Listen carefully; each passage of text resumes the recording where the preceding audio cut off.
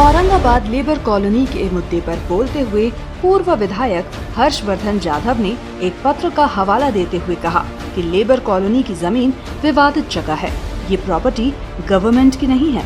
ये labour colony को टूटे हुए 1 साल से ज्यादा का वक्त बीत चुका है, लेकिन बेघर लेबर कॉलोनी वासियों की फरियाद कोई सुनने को तैयार नहीं। उन्होंने सरकार से मांग की है कि 2018 के जीआर के हिसाब से लेबर कॉलोनी वासियों को घर मिलने चाहिए। इन्होंने कार्यकारी अभियंता अशोक येरेकर से भी फोन पर बात की। येरेकर जी, हर्षवर्धन जाधव बोलतो। नमस्कार सर। नमस्कार। नमस्ते। अरे वो लेबर कॉलोनी का जो चक्कर है ना, हाँ, उसमें तुम फंस जाओगे। हाँ, वो लैंड डिस्प्यूटेड है। वो लैंड डिस्प्यूटेड है। ठीक है ना, कोर्ट की मैंने कोर्ट का ऑर्डर सब दे देंगे आपको। मेरा कहना इतना ही है, ये बड़े लोगों के नाद में लग के, क्योंकि कैसा है, ओनर्स तुम्हारे ऊपर है, तुम एग्जीक्यूटिव इंजीनियर है, फाइनल तुम्हारे ऊपर बॉल सेटल होगा। वो इंक्वायरी निकलेंगे बाद में। तो नहीं, अगर सुनिए ना, अरे डीएम का ही मैं लेटर दिखा रहा हूँ आपको। मिलूंगा आपको आकर के। वो डीएम का लेटर के हिसाब से मैं आपको बोलूंगा। ठीक है, मेरा कहना इतना है, अगर करना भी है तो अच्छी पूंजी जमा करके रखो, क्योंकि अगर कल पेंशन बंद हो गई तो अपने को होना ना कुछ गाड़ी बंगला, अपना कार्यक्रम लग जाएगा ना। अशोक राव, ये बड़े लोगों का क्या है, ये तो हाथ झटक के निकल जाएंगे बिस्मिल्लाह बोल के। फंसेगा कौन? काम हो जाएगा। आप अच्छे से आपका अच्छे से पैकेज लेकर के रखो ताकि तकलीफ ना हो। मैं मिलता हूँ आपको आकर के। मेरा इतना ही कहना था, मैं आपको आकर के मिलता हूँ। ठीक है, थैंक यू। मकसद इतना ही है कि गैरकानूनी काम को रोकना पड़ेगा। यहाँ पर जो प्रॉपर्टी है वो विवादित प्रॉपर्टी है। उसके ऊपर निकाल लग चुका है कि वो प्रॉपर्टी नवाब की है। वो प्रॉपर्टी गवर्नमेंट ऑफ महाराष्ट्र की नहीं है। अब गवर्नमेंट ऑफ महाराष्ट्र की प्रॉपर्टी जो नहीं है, वहाँ पे अगर गवर्नमेंट ऑफ महाराष्ट्र प्रोजेक्ट बना रहा है तो ये बात गैरकानूनी है। गवर्नमेंट ऑफ महाराष्ट्र का जीआर है 1/12/2016 का। इसमें पॉइंट नंबर 3 में लिखा हुआ है की जागा मालकी हक्काबाबतची सर्व कागदपत्रे व त्यासंबंधीची खात्री करावी। यानी गवर्नमेंट का वो जगह है या नहीं है, ये खात्री करके प्रोजेक्ट को अंजाम दीजिए। ये इसमें जो है तो लिखा हुआ है।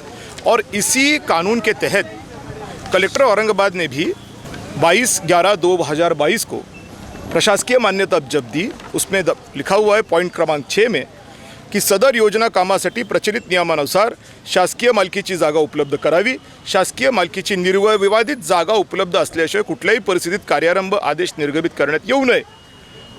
मतलब उन्होंने भी ये बात बोला है कि भाई ये चेक कीजिए। अब ये चेक करने की जो जवाबदारी है वो किस पे है, ये भी हम देख लेते हैं।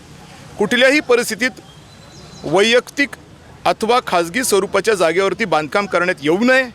जागेबाबत काही वाद, तांत्रिक अडचणी, न्यायालयीन प्रकरण उद्भवल्यास त्याची संपूर्ण जबाबदारी कार्यान्वयन यंत्रणेची उपभोक्ता विभागाची राहील।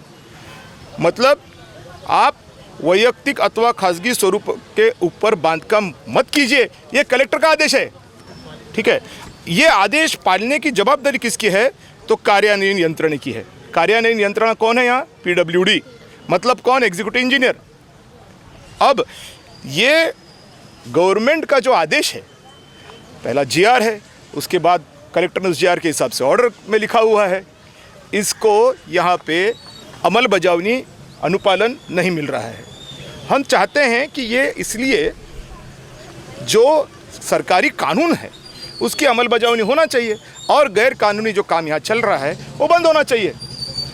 ठीक है, तो इसके ऊपर जो भी जवाबदारी है वो एग्जीक्यूटिव इंजीनियर की, उससे मैं बात कर चुका हूँ। मैंने उसको बोला है कि अगर किसी के प्रेशर में आकर के तू करेगा उल्टी सीधी हरकतें, तो कल जब जाकर के 2 साल बाद, 4 साल बाद जब केस निकली भी 4 साल बाद, तो तब तेरी खटिया खड़ी होने वाली है, क्योंकि तेरे ऊपर इसका आड़ा बैठने वाला है, क्योंकि तूने वर्क ऑर्डर दिया है। भाई, वर्क ऑर्डर कलेक्टर ने दिया नहीं है। बड़े बड़े नेता छूट जाते हैं क्योंकि उनके दस्तखत से कुछ नहीं होता। जिसका दस्तखत होता है फंसता वो है। इसलिए मैंने उसको कल बोला तू फंस जाएगा इसके अंदर, चुपचाप से वर्क ऑर्डर कैंसिल कर दे। अब उसने की, खुशी की बात है। नहीं की तो कानून की मार उसको पड़ेगी। जाहिर बात है अगर नहीं करेंगे सब मिल करके तो कैसे होगा? यहाँ पे विधायक हैं, यहाँ पे नगर सेवक बैठे हुए हैं, यहाँ पे सांसद साहब बैठे हुए हैं, यहाँ पे मंत्री बैठे हुए हैं, सारी पॉलिटिकल पार्टीज़ के कार्यकर्ता यहाँ पे मौजूद है। कोई एमआईएम के काम करता है, कोई एनसीपी का काम करता है, कोई शिवसेना का काम करता है, कोई बीजेपी का काम करता है। ये सारे लोग यहाँ मौजूद हैं। ठीक है, तो जब पूरा गाँव मौजूद है तो कैसे टूट रहा है? सीधी बात है। देखिए, एक तो इनको बुला रहे हैं क्योंकि ये पब्लिक एक्सचेकर हैं, ठीक है, इनका टैक्स लग चुका है, उनका हक है ये चीज़ रोकने का, क्योंकि कल जाकर के इनका पैसा बर्बाद होने वाला है, ये सामने सामने दिख रहा है। पहली बात ये है। दूसरी बात ये है, इन लोगों का जब घर टूटा उस समय जो कानून था उसकी अमल बजावनी नहीं की गई है। मैंने वो कानून बताया था, जीआर दिया था, मगर उसकी अमल बजावनी नहीं की गई। ये दोष इनका नहीं है, उनका है। तो जब उनका दोष है वो, तो उसको रेक्टिफाई करने की भी उनको जवाबदारी है। सबसे अहम बात यह है, कानून की अमल बजावनी करने की जवाबदारी कानून के प्रशासकीय यंत्रणा की होती है या नहीं होती है? बताइए आप पत्रकार लोग, किसकी होती है? अगर वो फॉलो नहीं कर रहा है, जिसकी वजह से कुछ हो रहा है, उसको रेक्टिफाई करने की जवाबदारी किसकी है? सर मेरा सवाल आप डायरेक्ट ये बोलिए। मैं इसीलिए आपको उत्तर दे रहा हूँ। सबसे इम्पोर्टेंट बात यह है कि जो चीज़ गवर्नमेंट ने गलत की है उस चीज़ को रेक्टिफाई करने की जवाबदारी गवर्नमेंट की होती है, क्योंकि जिसने गलती की है उसको रेक्टिफाई करे। अब इसको रेक्टिफाई करना है या नहीं करना है? अभी उस समय हमने एक जीआर उनके हाथ में दिया था। जीआर का नाम है सर्वांसाठी घर 2022। उसमें बाकायदे लिखा हुआ है कि जब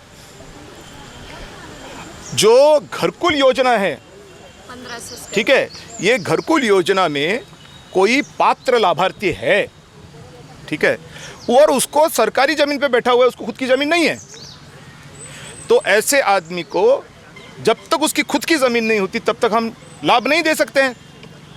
अगर हम लाभ देना है, हमको उसको घरकुल देना है, तो हमको उसको ज़मीन तो देनी पड़ेगी। उसके लिए सरकारी ज़मीन के ऊपर 1500 स्क्वायर फीट तक अगर अवैध बांधकाम है, अतिक्रमण है, तो वो रेगुलराइज कर देना चाहिए। ये गवर्नमेंट का कानून है, मेरे घर का कानून नहीं है। तो जब ये चल रहा था सारा और ये बोला जा रहा था कि ये लोग अतिक्रमणदार है, तो तब इनको क्यों नहीं समझ में आया कि ये कानून है अपना, ऐसे कानून के तहत काम करने के बजाय हम लोग क्या उल्टा सीधा काम कर रहे हैं? ये बात हमने उस समय बोली थी। ये प्रोजेक्ट की जो बात अभी चल रही है, उस समय प्रोजेक्ट के बारे में कुछ भी नहीं था, एडहॉक निर्णय हो गया, न कैबिनेट डिसीजन था, न कुछ था, न क्या था। भाई ये ज़मीन खाली करवा दो, हम उस पर कोई प्रोजेक्ट बनाएंगे। उस समय कुछ भी लिखा पढ़ी हुई नहीं थी। ये सारे के सारे लोग महानगर पालिका के घरकुल के पात्र लाभार्थी हैं, चेक करके बताइए। मुझे पूछ रहे हैं, इनको पूछिए किसकी जूते के नोक पर रखा हुआ है। सारा चीज़ तो सामने आपके। देखिए, सवाल ये है कि पहले तो हम उनको निवेदन देंगे कि भाई देखो, बात कर गैर कानूनी है, इसको रोक दो, ठीक है। उसका हमने बाकायदा जीआर आपको पढ़ाया है, आपको कलेक्टर का लेटर पढ़ाया है, ठीक है। एक बार इसको ख़त्म कीजिए। दूसरी बात हम बात करेंगे कि आपने उस समय ये 2022 सर्वांसाठी घरकुल ये जीआर को क्यों नहीं फॉलो किया? अगर उस जीआर को फॉलो कर दिया होता तो यहाँ पे ये घर नहीं टूटते। ये जवाबदारी तुम्हारी है। फिर हम उनको भी ठोकना शुरू करेंगे, बाकायदा ठोकेंगे। क्यों नहीं ठोकेंगे? इसके अच्छे शॉट लीजिए, क्योंकि ये कानून है 1/12/2016 औरंगाबाद येथे नवीन मध्यवर्ती प्रशासकीय इमारतीचे बांधकाम करण्याबाबत प्रशासकीय मान्यता, ठीक है। इसमें जो है जागा मालकी हक्काबाबतची सर्व कागदपत्रे त्यासंबंधी खात्री करावी। किया क्या इन्होंने खात्री?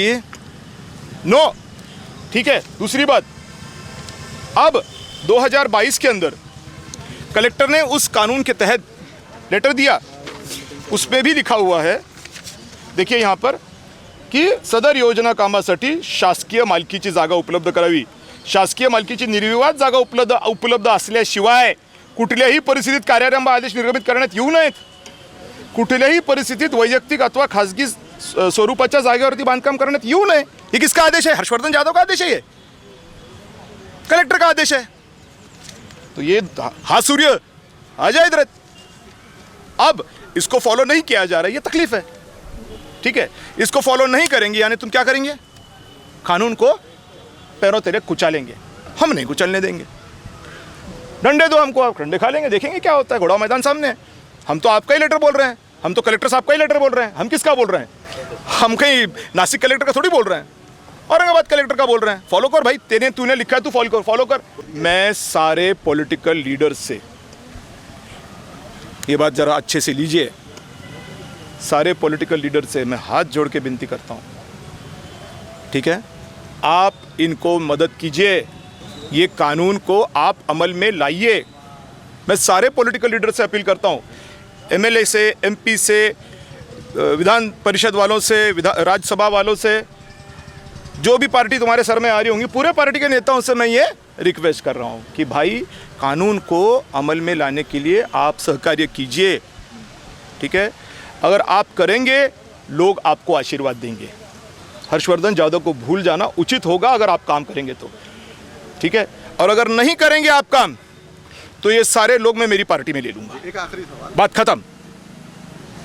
सही है गलत है? तेलंगाना से आके जहाँ पे निज़ाम आते हैं, तो क्या आप वहाँ पे कुछ बात करेंगे निज़ाम के जो भाई वो उसकी तो ऑर्डर बाकायदा दिख रही है सामने, इन्होंने कोर्ट के ऑर्डर, देखिए वो तेलंगाना वो निज़ाम उधर का है कि लंदन का है, मेरे को उसके अंदर जाना नहीं है, ठीक है। वो तो मैंने तो सुना है कि लंदन में रहते हैं, वो यहाँ नहीं रहते। लाने की जो भी है यहाँ पर क्या हो रहा है इसकी बात कीजिए। यहाँ पर कानून का अमल बजावनी नहीं हो रही है, तकलीफ हमको इस बात से है। इस वीडियो को लाइक करें, हमारे चैनल PNS न्यूज टुडे को सब्सक्राइब कर लीजिए, बेल आइकन को प्रेस करें ताकि हमारी आने वाली हर खबर आप तक पहुंचती रहे। और हाँ, इसे अपने दोस्तों के साथ शेयर करना ना भूलें।